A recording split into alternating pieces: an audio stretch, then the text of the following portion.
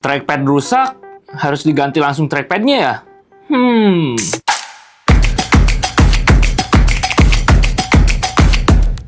Nah guys, di video kali ini, Playfix mau bahas ke kalian kalau misalkan trackpad kalian rusak, itu emang kerusakan di bagian trackpadnya atau bukan. Jadi di sini aku udah punya satu contoh laptop guys. Ini ya laptop yang kemarin sih sebenarnya. Jadi kita akan buat contoh. Kita akan buka dulu bagian keyboardnya untuk melihat bagian dalam. Nah trackpad tuh yang mana sih? Ya trackpad tuh yang ini nih guys. Nah ini laptop yang kemarin guys. Kita kasih contoh ya. Jadi kita akan buka dulu bagian keyboardnya untuk melihat bagian dalamnya. Oke, sudah terlepas. Kita lihat di bagian belakang. Sebentar, mungkin biar lebih jelas aku copot dulu bagian trackpadnya ya guys. Nah, jadi bagian trackpad tuh yang ini ya guys, yang bisa untuk klik-klikan ini. Nah, ini biasanya ada kerusakan, entah itu nggak bisa di-touch, entah itu nggak bisa diklik, entah itu nggak bisa macam-macam sih guys. Ini apakah harus ganti segini atau mungkin ada lagi yang harus diganti guys? Nah, yang pertama, sebenarnya kerusakan trackpad ini ada beberapa macam guys. Bisa jadi dari kapasitor yang sebelah sini nih. Dari kapasitor sebelah sini lepas, akhirnya ada beberapa bagian yang nggak bisa di-touch. Entah itu sebagian seperti ini, atau mungkin seluruhnya guys. Nah, tapi kalau misalkan seluruhnya nih, biasanya ada kerusakan di bagian fleksibelnya ini doang nih guys. Nah, soalnya ini bisa dicabut nih. Ini adalah fleksibel trackpad guys. Kalau misalkan trackpad kalian nggak bisa di touch atau mungkin nggak bisa digerakin sama sekali, ada kemungkinan rusaknya di sebelah sini nih. Ya sebenarnya ini tuh fleksibelnya guys. Nah, ada kerusakan entah itu jalurnya putus atau mungkin nggak kepasang doang. Misalkan di sini kepasang, di sebelah sini untuk bagian mesinnya tuh nggak kepasang guys. Nah, itu bisa menyebabkan trackpad kalian nggak berfungsi. Biasanya gara-gara apa sih kak? Nah, biasanya kalau penyebab kayak gini tuh gara-gara jatuh bisa guys. Atau mungkin gara-gara kemasukan air, terus fleksibelnya korosi juga bisa guys. Atau yang paling parah ya mungkin trackpadnya yang rusak gara-gara korosi. Sebenarnya air itu emang musuh terbesar elektronik guys. Jadi kalian harus hati-hati dengan air ya guys. Oke, kita pasangkan kembali trackpadnya guys. Nah, atau kemungkinan yang paling besar itu juga ada guys di bagian sebelah sini nih. Ini soketnya rusak atau mungkin di jalurnya guys. Biasanya kalau jalurnya di bagian trackpad tuh namanya jalur flash guys kalau nggak salah. Koreksi kalau salah ya guys.